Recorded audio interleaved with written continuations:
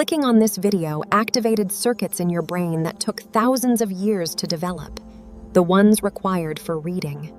We think of language as natural, and reading is written language, so it must be natural. But it isn't. It isn't natural at all. Scientific studies indicate that a neurotypical brain is born with the circuitry that allows our eyes to see, and our vocal cords to produce sounds. But it doesn't innately have the ability to read. From an evolutionary timescale, our brain hasn't had enough time to develop a dedicated reading brain. And so to build a reading brain network, we co-opt parts of the brain involved in vision and auditory processing, language and attention and affect. The Sumerian cuneiform symbols are thought to be one of the earliest writing systems in the world, dating back to around 3,300 BC. Around the same time, Egyptians started developing their hieroglyphics. Symbols evolved over time. The more we read and wrote, the more sophisticated they became, becoming the letters and characters we recognize today. Scientists now know that reading activates the brain, so that letters and words become associated with sounds and meanings. Reading is really a whole brain process. It involves activation in all 4 lobes of the cortex. The process of developing a reading brain alters everything from brain activity to brain structure and brain connectivity. And the language we rear also shapes our brain.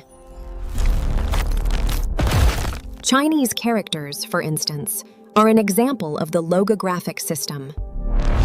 Each object or idea is represented by a symbol, rather than by a set of letters of the alphabet. Research indicates that learning logographic writing systems activates different areas of the brain than learning an alphabet-based language like English. The areas involved in visual memory and visual association do more of the work. This theory was corroborated after scientists studied a bilingual patient who knew both Chinese and English. The man suffered a massive stroke, which affected some areas of his brain, including her ability to read Chinese. But astonishingly, her proficiency in English remained intact.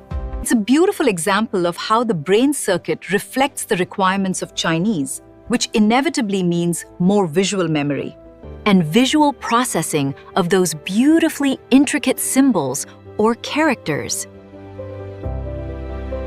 Whatever the language, reading not only impacts the brain, but it also affects us on a physical level.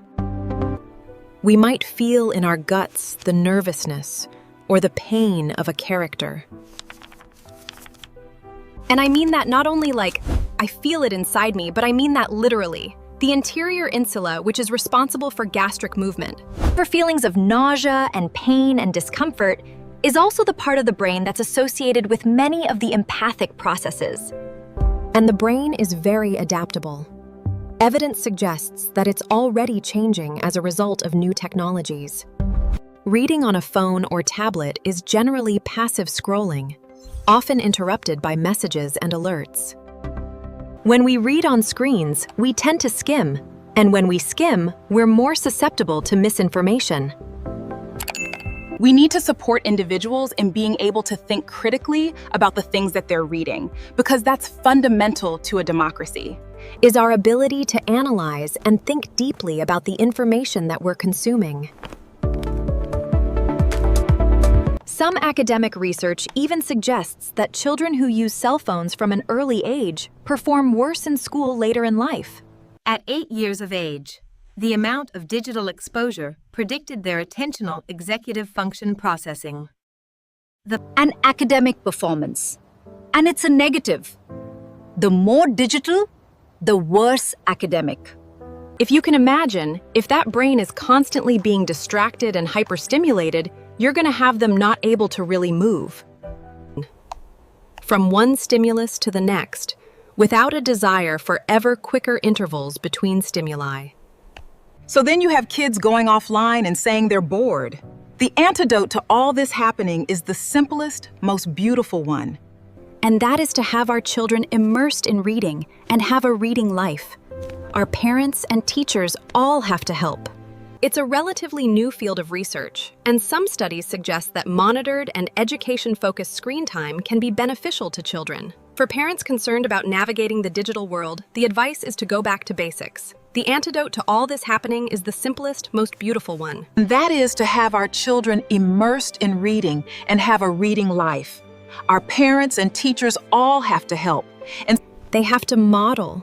They have to read to their child. They have to love it themselves.